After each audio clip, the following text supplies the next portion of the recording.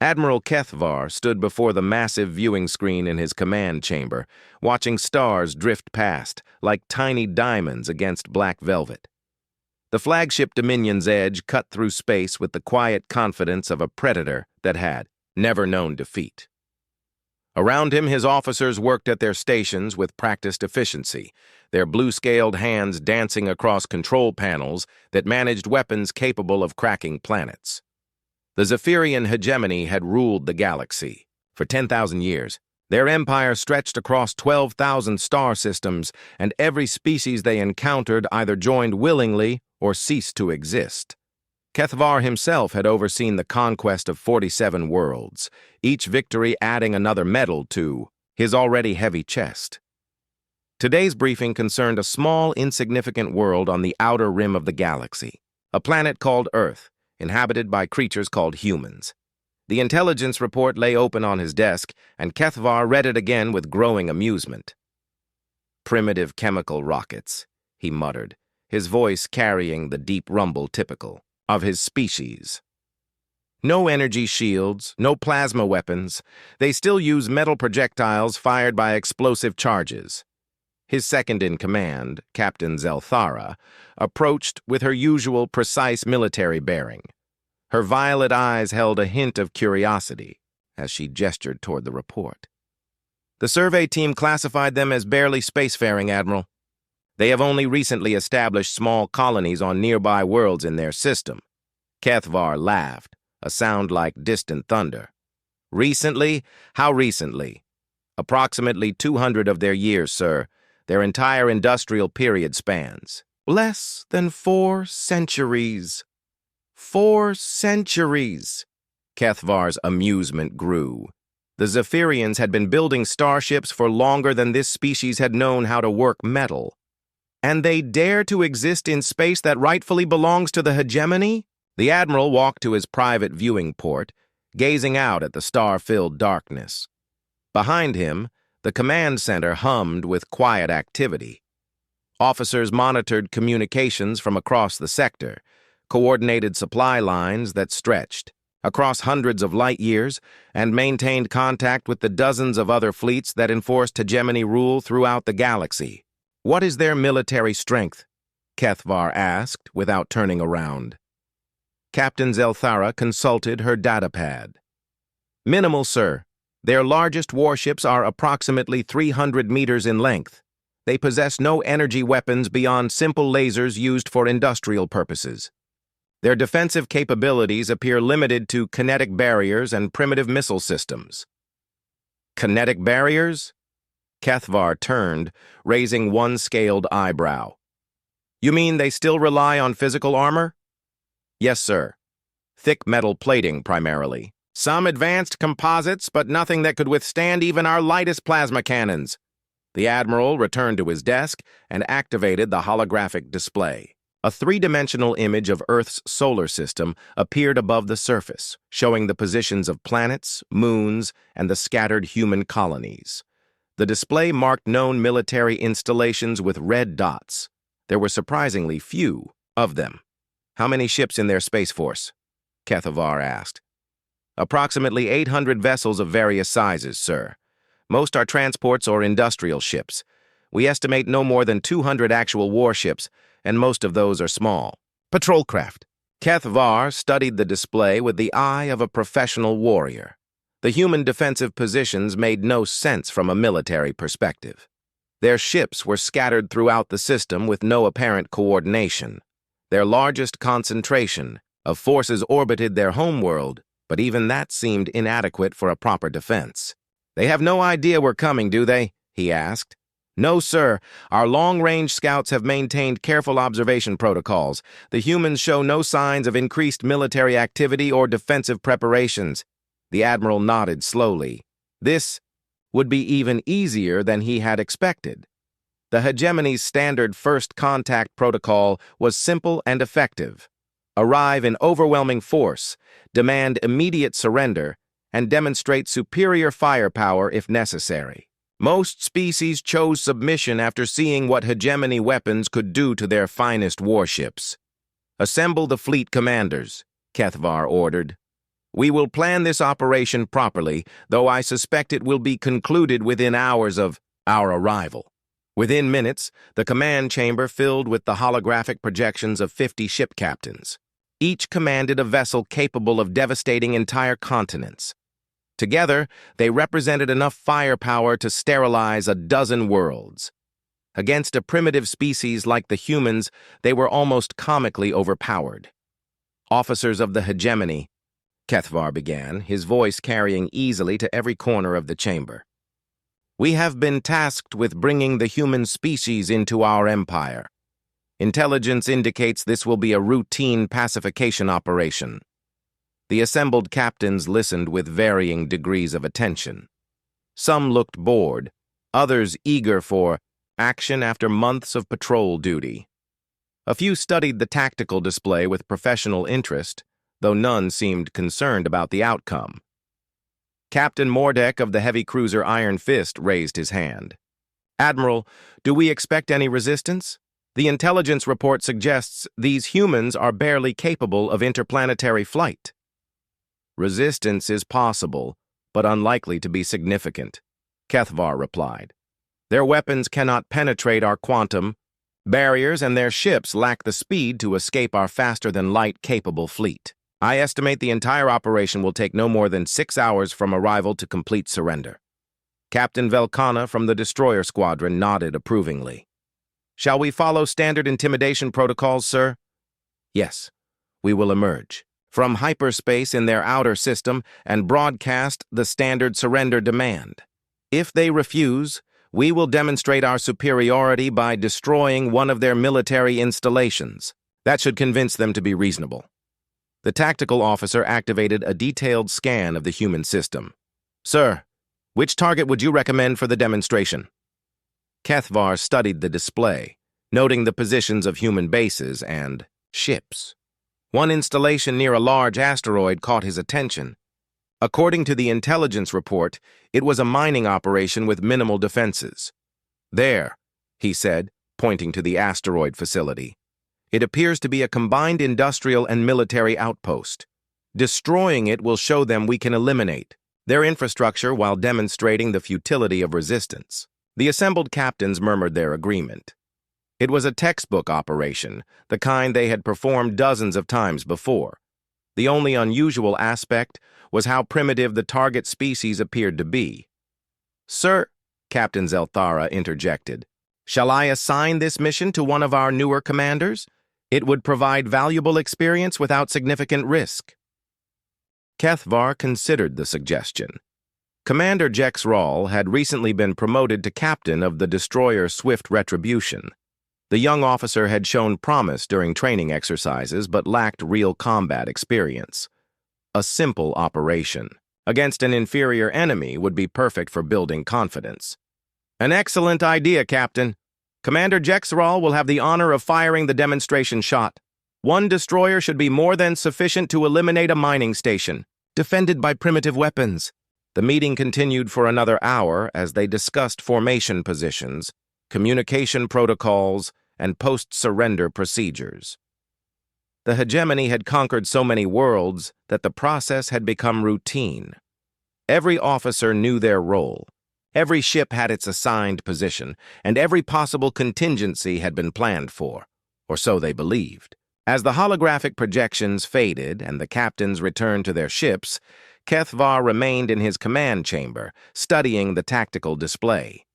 Something about the human defensive positions continued to bother him, though he could not identify exactly what it was. Captain Zelthara noticed his expression. Is something troubling you, Admiral?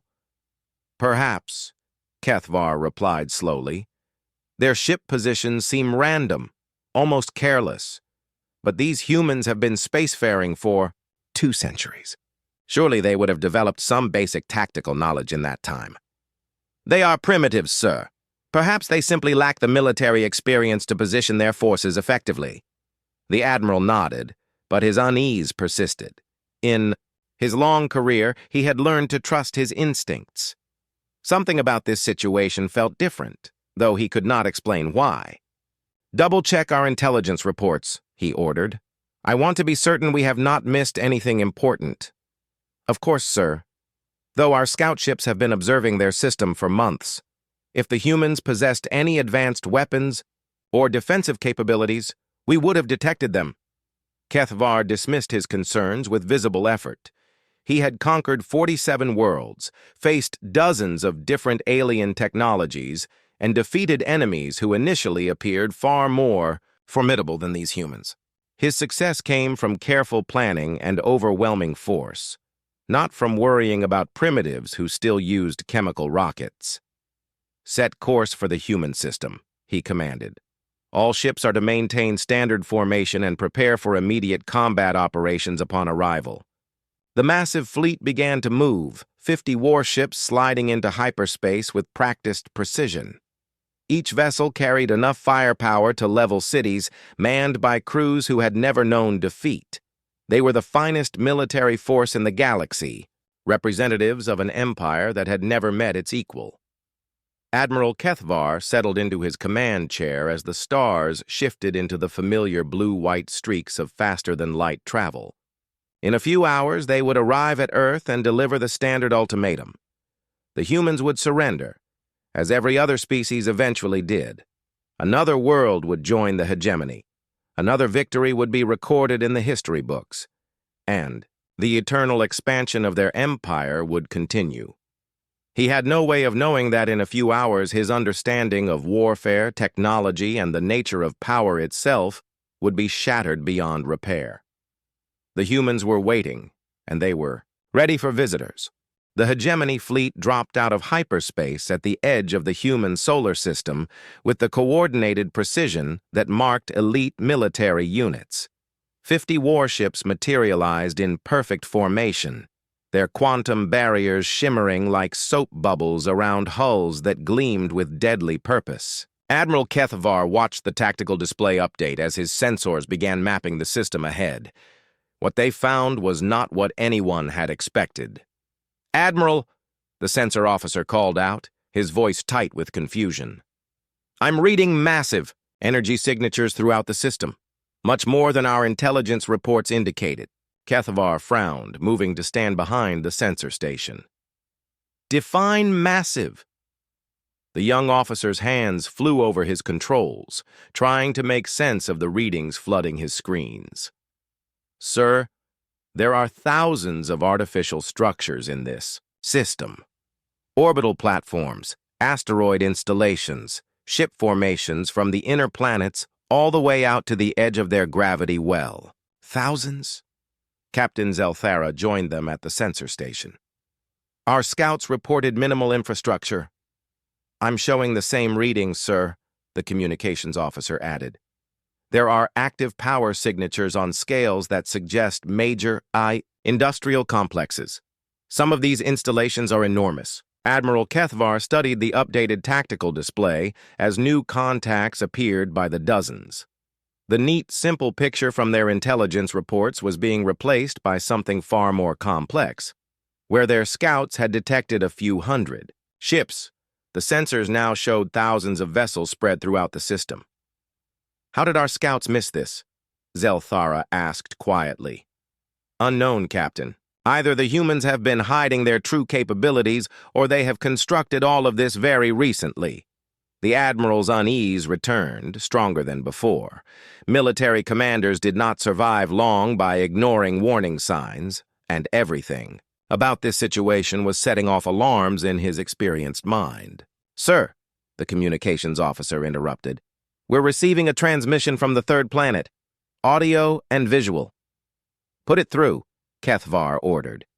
The main display shifted to show a human female in what appeared to be a military uniform. She had short dark hair, calm brown eyes, and the bearing of someone accustomed to command. Behind her, Kethvar could see a sophisticated command center with dozens of personnel working at advanced control stations. "I am Admiral Sarah Chen of the Sol Defense Force," the human said in clear, precise tones. "You have entered sovereign human space without permission or invitation. Please state your intentions." Kethvar stepped forward, drawing himself up to his full, imposing height. The sight of his scaled, 7-foot frame and ceremonial armor had intimidated countless alien leaders over the years. "I am Admiral Kethvar, of the Zephyrian Hegemony. This system and all its inhabitants are hereby claimed for the Empire. You will surrender immediately and prepare for integration into Hegemony space." Admiral Chen's expression did not change. She showed no sign of fear, surprise, or even particular interest in his dramatic appearance. "I see. And if we decline your generous offer, then you will be destroyed," Kethvar replied with the casual certainty of someone who had delivered this ultimatum many times before. "Your primitive weapons cannot harm our ships, and your inferior technology leaves you defenseless against our military might." For a moment, Admiral Chen was silent. Then, to Kethvar's complete surprise, she smiled. Not the desperate, terrified expression he expected from a leader facing hopeless odds, but a genuine smile of what appeared to be amusement. "Admiral Kethvar," she said politely, "we appreciate your interest in our little corner of space, but we're going to have to decline. We've worked quite hard to build what we have here, and we're rather fond of our independence." Behind Kethvar, several of his officers laughed. The sound echoed through the command chamber, mixing disbelief with cruel amusement. A primitive species, facing the finest fleet in the galaxy, was actually refusing to surrender. "You misunderstand? Your situation," Kethvar continued, his voice taking on the tone he used when explaining simple concepts to particularly slow subordinates. "We have 50 warships equipped with weapons that can crack planets. Your entire military force could not damage a single one of our vessels." Admiral Chen nodded thoughtfully. "That's certainly an impressive claim. However, we've done some calculations of our own, and we believe our defensive capabilities may be somewhat more robust than you realize." "Your defensive capabilities?" Captain Zelthara stepped into view of the communication pickup. "We have scanned your ships. Metal armor and kinetic weapons against quantum barriers and plasma cannons. You might as well throw rocks at the stars." "Rocks can be surprisingly effective if you throw them hard enough," Admiral Chen replied with that same mysterious smile. "But perhaps we should cut this conversation short. I'm sure you have things to do, and frankly, we have a busy schedule today as well." Kethvar's patience finally ran out. "You have one final chance to surrender. Submit now, or we will demonstrate why resistance is futile. Again, we appreciate the offer, but no thank you. Please turn around and leave our system. This is your only warning." The transmission ended, leaving the Hegemony Command Center in stunned silence. In 10,000 years of conquest, no species had ever dismissed them so casually. Most enemies either surrendered immediately or raged about fighting to the last breath. None had ever told them to simply leave as if they were unwelcome visitors. "The arrogance of these primitives is beyond belief," Captain Zelthara muttered. Kethvar nodded grimly. "Very well, they have chosen their fate. Commander Jexra," he called over the communication system. "You are authorized to destroy the mining installation near the large asteroid. Make it spectacular. I want every human in this system to see what happens to those who defy the hegemony." "Understood, Admiral," came the eager reply from the destroyer. "Swift retribution. Moving to attack position now." The tactical display showed the sleek destroyer breaking formation and accelerating toward its target. The mining station appeared on the long-range sensors as a modest cluster of industrial structures built into and around a large asteroid. Intelligence reports classified it as a combined mining and refueling operation with minimal defensive capabilities.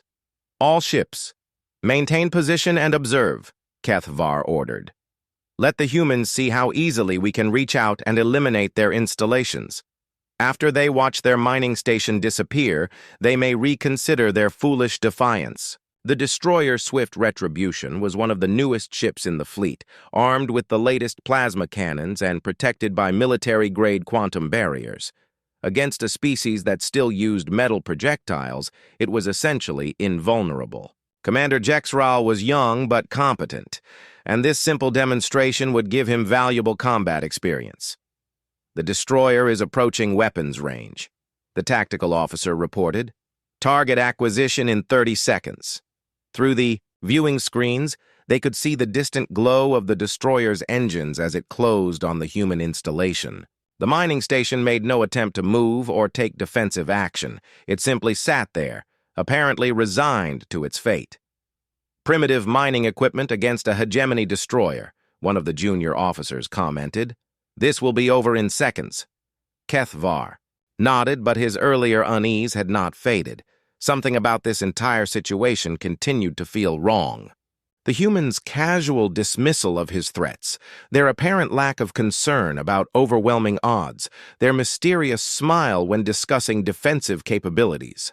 "Sir," the communications officer said suddenly, "I'm detecting massive power buildups throughout the human system. Energy signatures are spiking across multiple installations." "What kind of power buildups?" Zelthara demanded. "Unknown, Captain. The readings don't match any known weapon systems in our database. The energy levels are extraordinary." Admiral HFY felt a chill that had nothing to do with the ship's temperature systems. In his long military career, he had learned that when facing an unknown enemy, extraordinary was never a good word to hear. Swift retribution. Abort the attack, he ordered. "Return to formation immediately." But it was too late. The destroyer had already committed to its attack run and was entering weapons range of the mining station. On the tactical display, they could see the ship's plasma. "Cannons powering up for the killing shot." "Admiral!" Commander Jexra's voice came over the communication system. "I have target lock. Preparing to fire." "Negative," HFY shouted. "Abort the attack and return to formation." The human mining station opened fire first. What emerged from the industrial installation was not the primitive kinetic projectile that every Hegemony officer expected. The sensors screamed warnings that none of them had ever heard before as something impossible streaked across space toward the destroyer. It was moving at nearly the speed of light. The projectile struck the swift retribution before the quantum barriers could even register the threat. The destroyer did not simply explode or break apart. It converted into expanding plasma across several thousand kilometers of space in a fraction of a second, as if someone had grabbed a handful of matter and scattered it to the stellar winds. Where moments before there had been a proud warship, with a crew of 200, there was now only glowing particles dissipating into the void. The Hegemony command center fell silent except for the frantic beeping of sensor alarms. Every officer stared at their displays in shocked disbelief, trying to process what they had just witnessed. "Report!" HFY's voice cracked like a whip across the stunned quiet. The destroyer is gone, sir," the sensor officer stammered. "Complete molecular dispersal. No debris, no survivors, no trace that it ever existed." "That's impossible," Captain Zelthara whispered. "Our quantum barriers can deflect anything. Plasma cannons, particle beams, even antimatter warheads. Nothing can punch through them like that." Admiral HFY stared at the tactical display where one of his ships had simply vanished. In 47 conquests, he had never lost a vessel, so completely or so quickly. The humans had destroyed a Hegemony destroyer in the time it took light to travel between planets. And across the system, thousands more energy signatures were powering up, pointing in his direction. The silence that followed the destruction of the swift retribution lasted exactly 3 seconds. Then every alarm in the Hegemony fleet began screaming at once as sensors detected weapons locks from across the human solar system. "Evasive maneuvers," Admiral HFY bellowed, his usual composure shattered by the impossible sight of a destroyer being erased from existence. "All ships! Maximum barriers! Prepare for incoming fire!" The tactical display exploded with red warning symbols as targeting. Beams reached out from installations throughout the system. Asteroid bases, orbital platforms, and ships that had appeared to be simple cargo haulers were all revealing themselves as heavily armed weapons platforms. "Admiral!" The sensor officer's voice cracked with panic. "I'm reading over 4,000. Targeting locks on our position! 4,000. The number hit Kethvar like a physical blow. The entire Hegemony fleet consisted of 50 ships. Even if every human weapon missed its target, the sheer volume of incoming fire would overwhelm their defenses through pure mathematics. "What are they firing?" Captain Zelthera demanded, gripping her console as the flagship began violent evasive maneuvers. The answer came from across the system as hundreds of human installations opened fire simultaneously. The weapons that had destroyed the destroyer were not unique to that single mining station.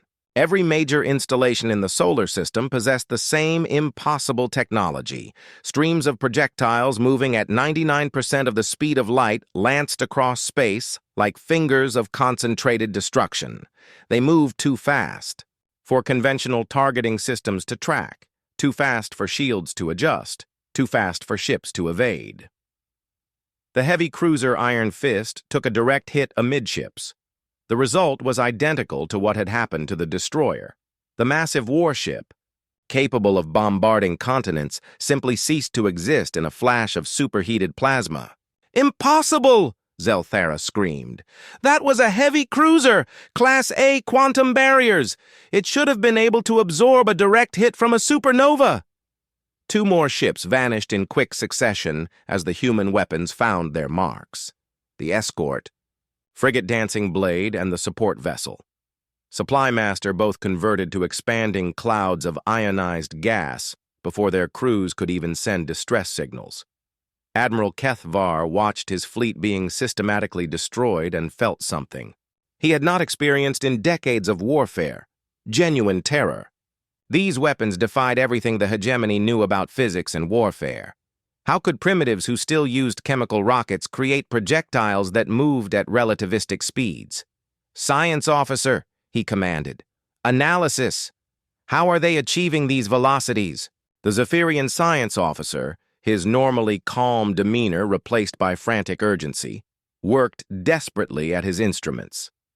"Admiral, the energy readings are beyond our measurement capabilities.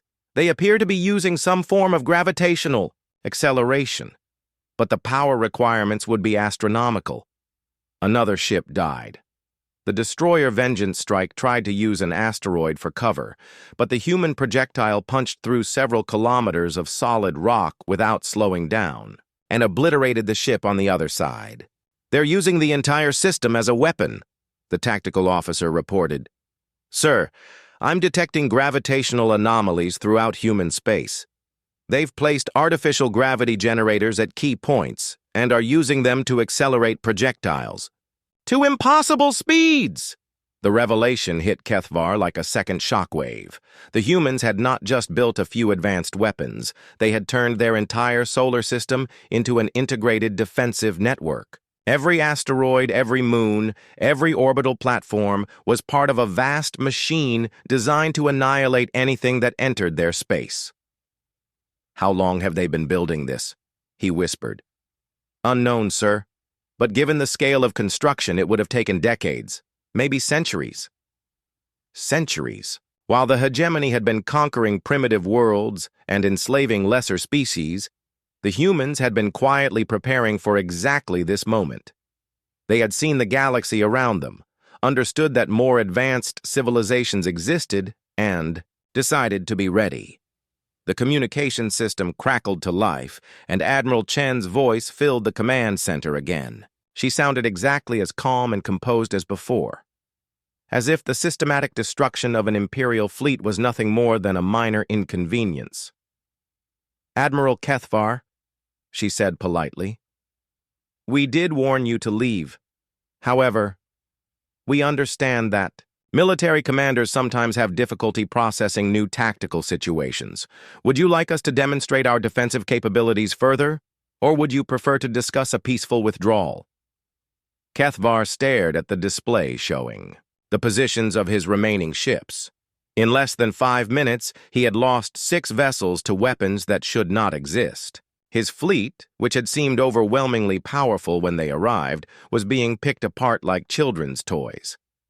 "What are you?" he managed to ask. "We're humans," Admiral Chen replied simply. We live in this solar system, and we've spent the last few centuries making sure it stays that way. Your empire is certainly impressive, Admiral, but we prefer our independence. Your weapons, Zelthera interrupted, stepping into view of the communication pickup. They violate known physical laws. How are you accelerating projectiles to near-light speeds? Admiral Chen's smile returned. Oh, they don't violate physical laws at all. They use them. We've simply applied some basic principles of relativistic physics to the problem of home defense. Basic principles? The science officer muttered. The energy requirements alone should be impossible. Not impossible, Chen corrected gently. Just expensive. We've had to build some rather large infrastructure projects to make it work. Fortunately, we had time to prepare. Another ship died as she spoke. The battle cruiser Stellar Dominance attempted to charge directly at the nearest human installation, hoping to close to point-blank range where the relativistic weapons might be less effective. Instead, it flew directly into a concentrated barrage from 3 different asteroid bases and disintegrated in a spectacular light show. Admiral, the communications officer called out urgently, we're receiving surrender demands from human forces throughout the system. They're offering to allow our withdrawal if we leave immediately. Kethvar almost laughed at the absurdity. The humans were offering him the chance to surrender. A species he had dismissed as primitive was giving him the same ultimatum he had delivered to dozens of conquered worlds. Sir! The tactical officer's voice was tight with desperation. Long-range sensors are detecting additional human forces moving to intercept our retreat route. If we don't leave now, they may be able to prevent any withdrawal at all. The Admiral looked around his command center, seeing the faces of officers who had never known defeat suddenly confronting the possibility of total annihilation. His fleet was not just losing. It was being methodically exterminated by an enemy they had completely underestimated. All ships, he ordered quietly, prepare for emergency hyperspace jump, maximum speed retreat to the edge of the system. Sir? Captain Zelthara stared at him in shock. Are we abandoning the mission? The mission is already lost, Kethvar replied grimly. These humans are not primitives. They are something else entirely, something we were not prepared to face.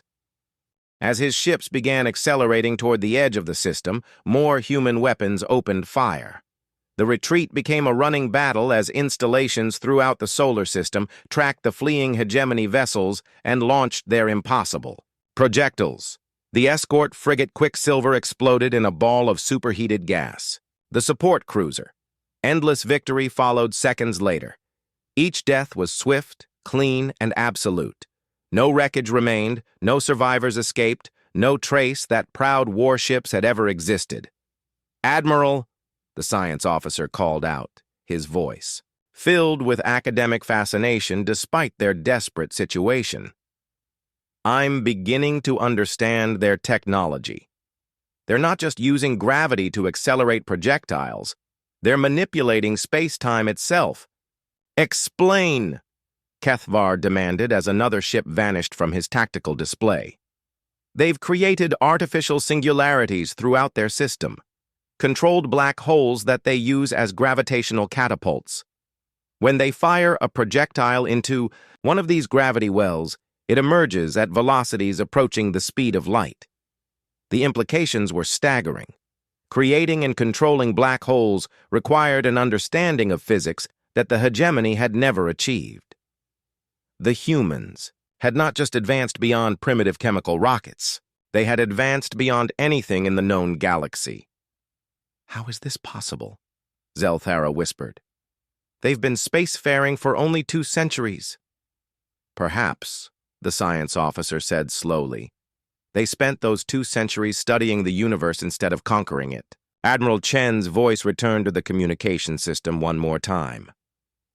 Admiral Kethvar, your remaining ships are approaching the edge of our defensive perimeter. This is your final opportunity to surrender peacefully. If you attempt to leave, without formal surrender, we will be forced to prevent your departure. Kethvar felt cold fear settle in his chest. The humans were not just defending their system. They were capable of preventing any escape. His mighty fleet, which had arrived with such confidence, was now trapped by primitives who had somehow mastered the fundamental forces of reality. "What are your surrender terms?" he asked, the words tasting like bitter metal in his mouth. "Simple," Admiral Chen replied. "Your remaining ships will power down all weapons and shields. You will submit to escort by our vessels to a designated area where we can discuss the future of human hegemony relations.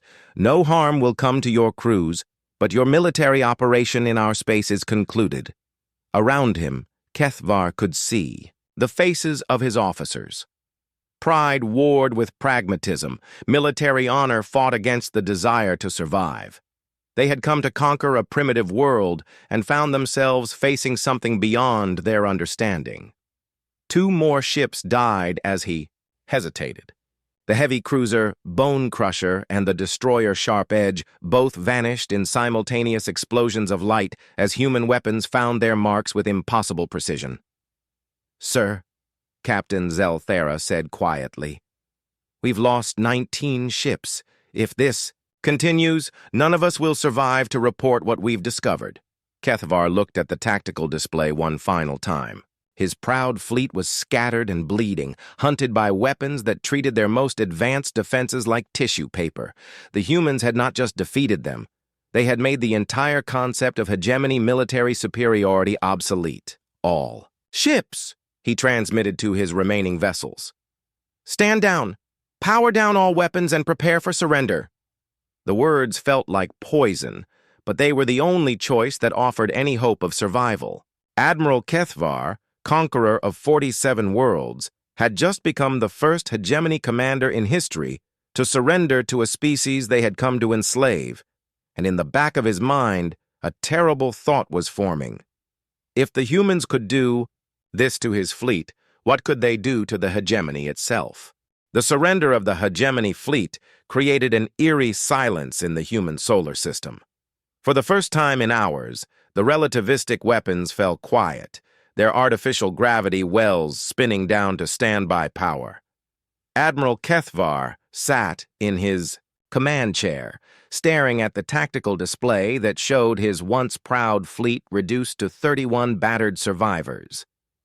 Human escort ships appeared with startling speed, emerging from what had seemed like empty space to surround the hegemony vessels. Up close, the human ships looked nothing like the primitive chemical rocket craft described in intelligence reports. These were sleek, elegant vessels that moved with impossible grace, their hulls gleaming with energy patterns that hurt Zephyrian eyes to look at directly. "Admiral," the communications officer reported quietly, "the humans are requesting permission to come aboard." Kethvar almost laughed at the politeness. After demonstrating the power to annihilate his entire fleet, the humans were asking permission like diplomatic visitors.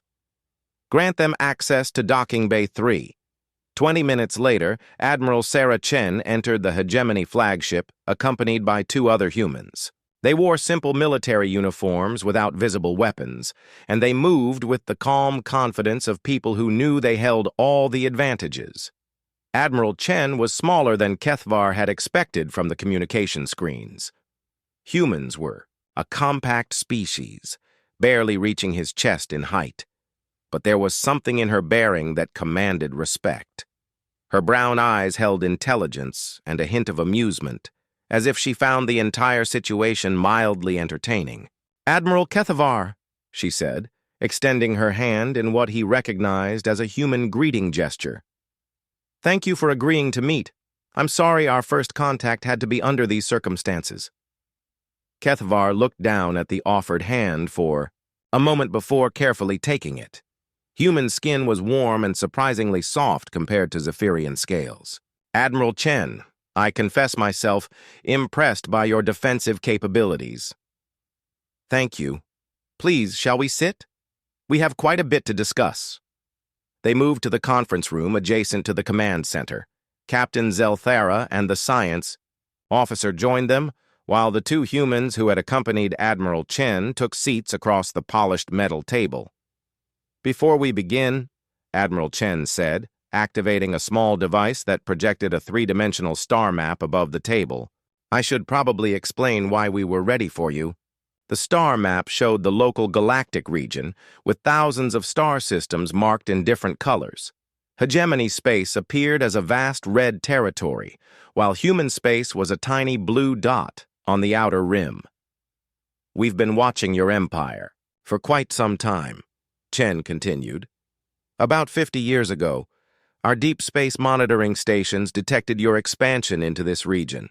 We realized it was only a matter of time before you reached our system. 50 years? Zelthara leaned forward. But our scouts reported no evidence of long-range detection capabilities. One of Chen's companions, a woman with silver hair and sharp features, smiled. Dr. Elizabeth Warren, head of our physics research division. We've become rather good at staying invisible when we want to be. Your scouts never detected our monitoring stations because they were looking for technology. They understood. Dr. Warren gestured, and the star map shifted to show energy patterns flowing between systems. We've been studying your empire's technology for decades. Your ships, your weapons, your communication methods. We know more about hegemony capabilities than most of your own commanders do. The science officer's eyes widened. You've been conducting intelligence operations against us for 50 years? Not just intelligence, Admiral Chen corrected. Analysis. We wanted to understand what we would be facing when you eventually arrived. More importantly, we wanted to understand why you always won. She gestured again, and the display showed battle recordings from previous hegemony conquests. Kethvar recognized several of them from his own military career. Every species you encounter makes the same mistake, Chen explained. They try to fight you using technology similar to your own. Energy weapons against energy shields, conventional ships against conventional ships. It's like bringing a sword to a sword fight against someone who has been practicing longer. So we decided not to bring swords at all, Dr. Warren added with obvious satisfaction. We brought physics. The display shifted to show the human solar system in cross-section, revealing the true scope of their defensive network. Gravitational generators appeared as pulsing nodes throughout the system, connected by invisible fields of warped space-time. The entire solar system had been converted into a massive weapon. We spent 40 years building this, Admiral Chen said. Every asteroid mined, every station constructed, every ship built was designed with one purpose: to defend against technologically superior opponents using methods they wouldn't expect. Kethvar studied the display with professional fascination and growing horror. The energy requirements must be enormous. How do you power gravitational manipulation on this scale? Dr. Warren's smile widened. We built bigger power plants. Much bigger. Each of our main gravity generators is powered by a controlled stellar reaction. We essentially turned parts of our sun into weapons. You weaponized your star? The science officer's voice rose in disbelief. Stars are just fusion reactors, the third human said, speaking for the first time. He was a middle-aged man with graying hair and the bearing of a military engineer. Commander Jake Thompson, Seoul Defense Force Engineering Division. Once you understand the physics, stellar manipulation becomes an engineering problem.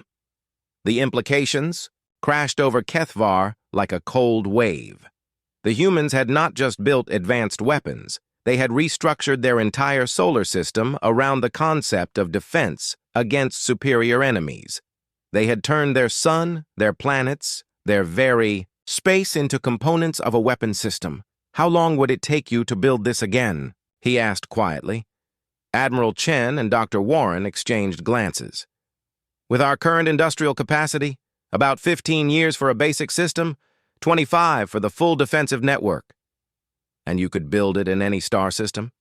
Any system, with sufficient raw materials and energy sources. Most systems qualify. Kethvar felt the universe shift around him. The humans were not just defending their home. They possessed the knowledge and capability to turn any star system into an impregnable fortress. If they chose to expand, they could build defenses that would make conquest impossible. Admiral, Captain Zelthara said carefully, may I ask about Your strategic intentions? Do you plan to expand beyond this system?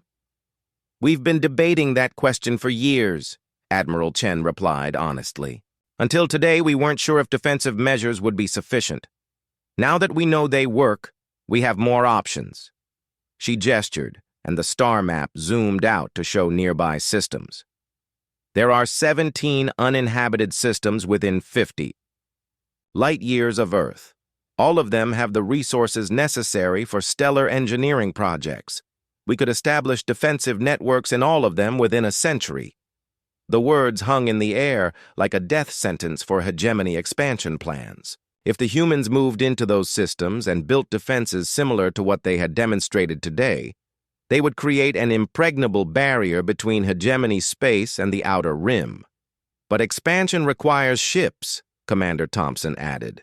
And until today, we weren't sure our technology could protect colony fleets during transit. Dr. Warren activated another display, showing detailed scans of the hegemony vessels. However, after examining your ship's defensive capabilities and comparing them to our weapons' performance, we're confident that our technology provides adequate protection for interstellar operations. Kethvar understood the implications immediately. The humans were not just capable of defending their home system, they could build fleets that would be immune to hegemony weapons while carrying the technology to turn any destination into another fortress. You're planning to expand, he said. It was not a question. We're planning to survive, Admiral Chen corrected. Your empire controls 12,000 star systems, Admiral. We control one. That's not a stable, long-term situation from our perspective. The science officer leaned forward urgently. Admiral, Chen, may I ask how you developed this technology so quickly? Your species has been spacefaring for only 2 centuries. Dr. Warren laughed, a sound that somehow managed to be both pleasant and terrifying. That's the beauty of starting fresh. We didn't have thousands of years of conventional thinking to overcome. When we reached space and realized we weren't alone, we asked ourselves a simple question. How do you defeat an enemy who is bigger, older, and more experienced than you are?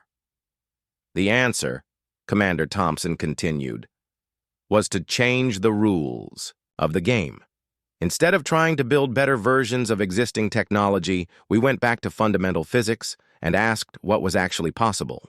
Admiral Chen stood and walked to the viewing port, gazing out at the human installations that surrounded them. Every species your empire has conquered made the same assumption. That military superiority comes from building bigger ships and more powerful weapons. We realized that real superiority comes from understanding the universe well enough to make bigger ships irrelevant. Kethvar followed her gaze, seeing the human defensive installations with new eyes. Each one represented a level of scientific advancement that the hegemony had never achieved. More importantly, each one represented a philosophy of warfare that made traditional military thinking obsolete. What happens now? He asked. Admiral Chen turned back to face him. That depends, largely on you, Admiral, and on your empire's leadership. We have several options, and the choice you make will determine which one we pursue. She returned to the table and activated a new display showing 3 different scenarios. Option 1. You return to your empire and report that you encountered unexpected resistance. Your leadership sends a larger fleet, we destroy it as well, and this escalates until your empire depletes its military resources against our defenses. The first scenario played out on the display, showing wave after wave of hegemony fleets being systematically annihilated by human weapons. Option 2. You report our defensive capabilities accurately, and your empire decides we represent too great a threat to be allowed to exist. You launch a full-scale assault with your entire military force. The second scenario showed thousands of hegemony ships converging on the human system, only to be met by defenses that had grown even more formidable. In that case, Dr. Warren added calmly, we would be forced to take more active measures. Our defensive capabilities are impressive, but our offensive potential is considerably greater. Option 3, Admiral Chen continued, is the one we prefer. You report what you've seen here, and your empire's leadership recognizes that the age of easy conquest is over. We establish diplomatic relations, negotiate territorial boundaries, and begin the process of peaceful coexistence. Kethvar stared at the three scenarios, understanding that he was not just choosing his own fate, but the fate of an empire that had never known serious opposition. And if we choose option 3, he asked slowly, what assurance do we have that you won't use this technology against us? Admiral Chen's smile returned, but this time it held a hint of steel. The same assurance you gave every species you conquered, Admiral. Our word, backed by our demonstrated capability to enforce it. 3 months after the Battle of Seoul, Admiral Kethvar stood in the Great Council Chamber of the Hegemony capital, facing the assembled leadership of an empire that had never known defeat. The massive hall, built from the black stone of a dozen conquered worlds, had witnessed the planning of countless campaigns of expansion. Today it would witness something unprecedented. A military commander reporting total failure. Supreme Chancellor Vex Thul, ancient and powerful, sat on the crystalline throne that had been carved from the heart of the first world the Hegemony had conquered. His golden eyes, dim with age but still sharp with intelligence, fixed on Kethvar with an expression of barely controlled fury. "Explain," the Chancellor commanded, his voice echoing through the chamber with the authority of 10,000 years of absolute rule. Kethvar had spent the 3-month journey home preparing for this moment. He had rehearsed his report dozens of times, trying to find words that could adequately convey what he had witnessed. Now, standing before the most powerful beings in the galaxy, he realized that no words could truly capture the magnitude of what had happened. "We encountered resistance," he began carefully. "The human species possessed defensive capabilities that exceeded our intelligence estimates." "Resistance?" Council member Drakmore leaned forward, his scarred features twisting with disbelief. "You commanded 50 of our finest warships. What resistance could primitives possibly offer?" Kethvar activated the holographic display in the center of the chamber, showing the tactical records from the battle. The assembled council members watched in stunned silence as the destroyer Swift Retribution simply vanished, converted to plasma, in an instant. "By the void," Chancellor Vexthul whispered. "What weapon did this?" "A projectile accelerated to 99% of light speed using controlled gravitational fields," Kethvar replied. "The humans have mastered stellar engineering on a scale we never imagined possible." The hologram continued, showing ship after ship being destroyed with surgical precision. The council chamber filled with murmurs of disbelief and growing alarm, as the finest fleet in Hegemony history was systematically annihilated. "Impossible," Council Member Zarketh declared. "Our quantum barriers can deflect any known weapon. What you're showing us violates the laws of physics." "No, Council Member. It uses them.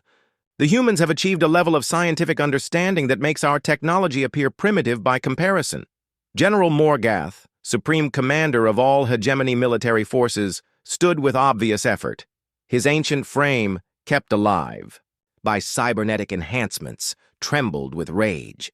"You surrendered! You surrendered 50 ships to a handful of primitives!"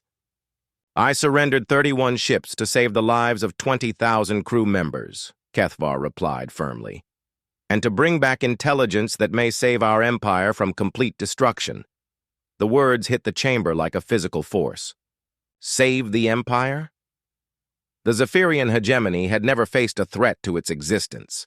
The very concept seemed absurd. Chancellor Vex Thul raised one scaled hand for silence. "Continue your report, Admiral. Leave nothing out."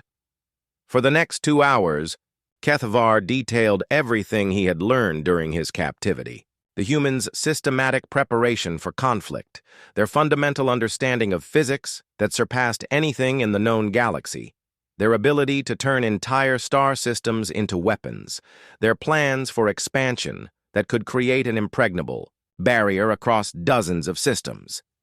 When he finished, the council chamber fell silent except for the hum of life support systems. The assembled leaders of the galaxy's greatest empire struggled to process the implications of what they had heard. "You're certain of these capabilities?" Chancellor Vex Thul asked finally. "I witnessed them personally, Chancellor.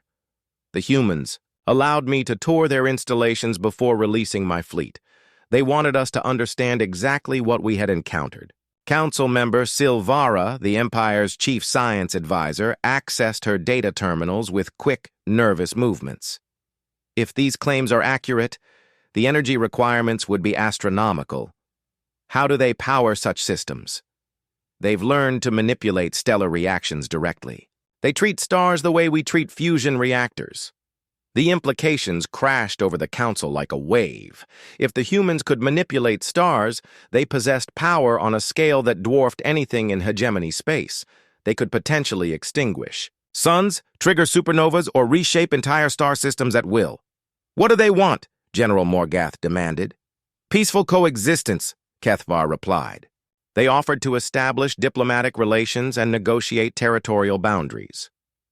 "And if we refuse?" Kethvar activated another section of his report, showing the detailed scans the humans had provided of nearby star systems.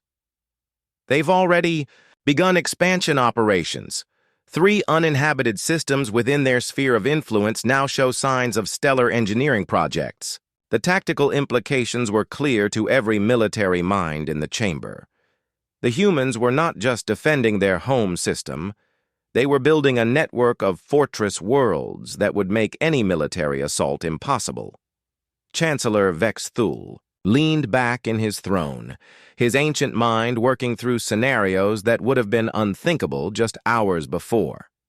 How long do we have before their expansion creates an insurmountable barrier? Based on their construction capabilities, approximately 20 years before they control a significant buffer zone. 50 years before they could threaten core hegemony systems if they chose to. "If they chose to," Councilmember Drakmore repeated, slowly. "Are you suggesting they could attack us?" "I'm suggesting they could end us," Kethvar replied bluntly. Their defensive demonstration was limited to short-range weapons. Dr. Warren made it clear that their offensive capabilities operate on interstellar scales. The council chamber erupted in heated discussion as the implications sank in. For 10,000 years, the hegemony had been the undisputed master of the galaxy. Now they faced a species that could potentially destroy them from hundreds of light years away. General Morgath slammed his cybernetic fist on his chair's armrest. "Then we must strike now, before they become stronger. Mobilize every fleet, every ship, every weapon in the Empire. Crush them before they can complete their preparations." "With respect, General," Kethvar said carefully, "that would be suicide. They demonstrated the ability to destroy our finest ships with ease. Sending our entire military force would simply provide them with target practice on a larger scale." "Then what do you recommend?" Chancellor Vex Thul asked. Kethvar had dreaded this moment, but he had prepared for it during the long journey home. "I recommend we accept their diplomatic offer, establish formal relations, negotiate boundaries, and learn from them rather than fight them." The suggestion was met with outraged protests from half the council. The idea of the mighty hegemony negotiating as equals with any other species was almost incomprehensible. "You suggest we acknowledge these primitives as our equals?" Council member Zarketh snarled. "I suggest we acknowledge them as our superiors," Kethvar replied quietly. The silence that followed was deafening. No one in the chamber had ever heard such words spoken about any species outside the hegemony. Chancellor Vex Thul studied Kethvar with calculating eyes.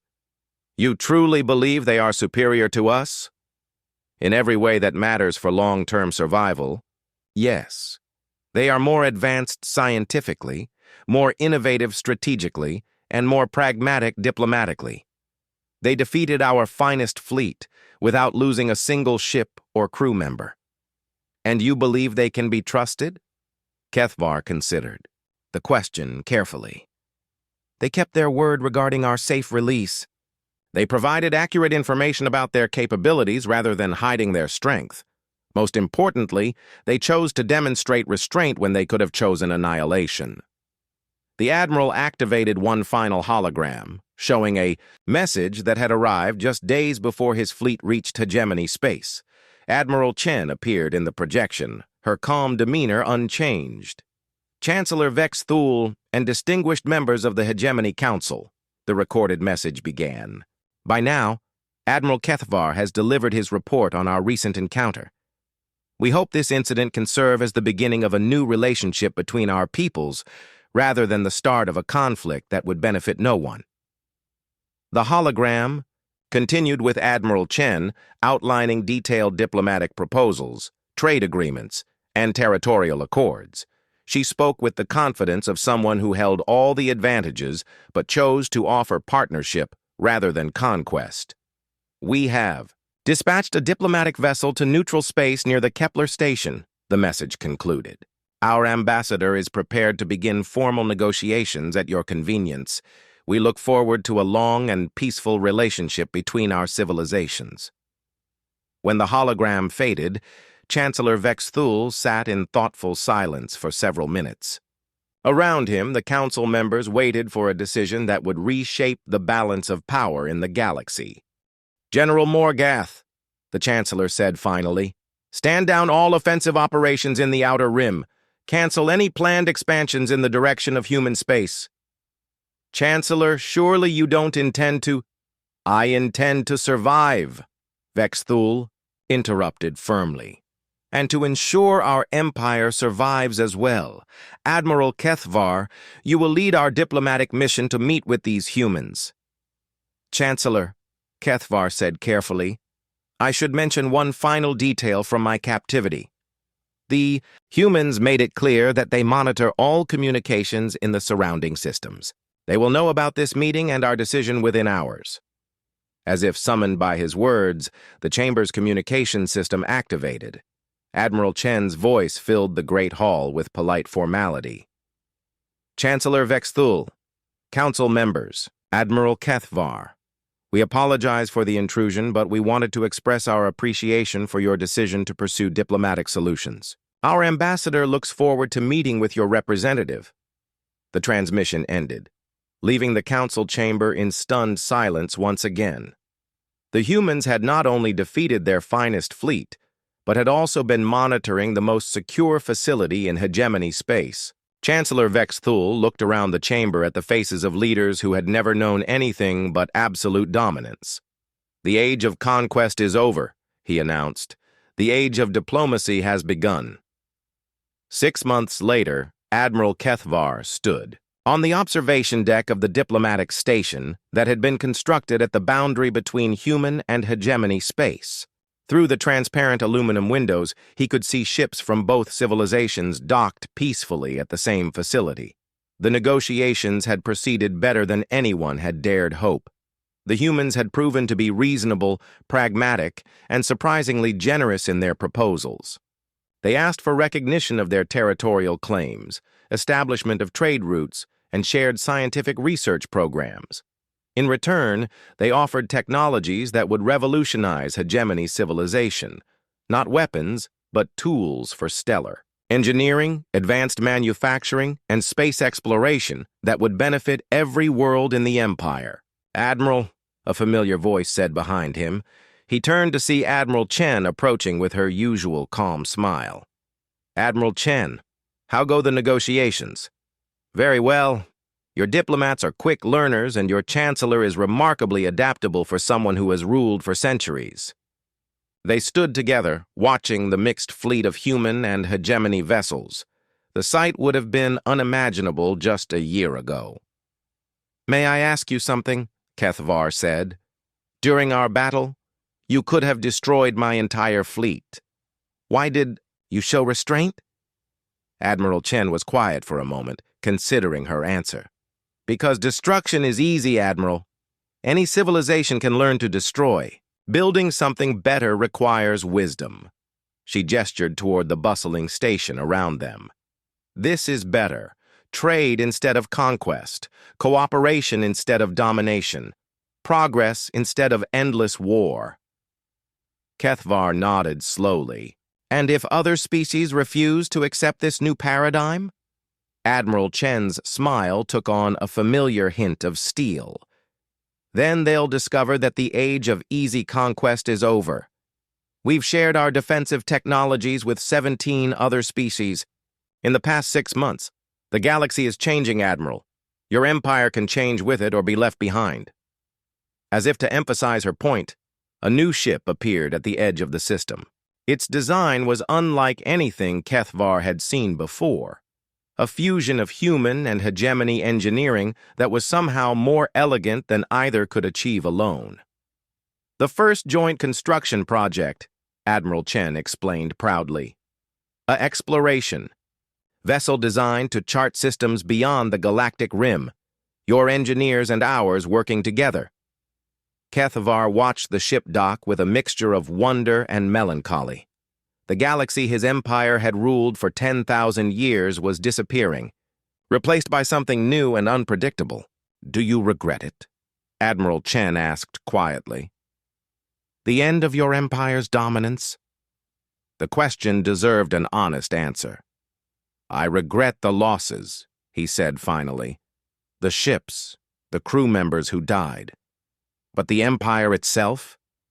He paused, watching, human and Zephyrian engineers working side by side on the station. Perhaps it's time for something better.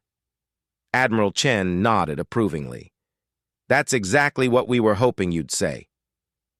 Above them, the stars shone with new promise, no longer marking the boundaries of conquered territories, but the infinite possibilities of cooperation between species that had learned to reach for something greater than dominion.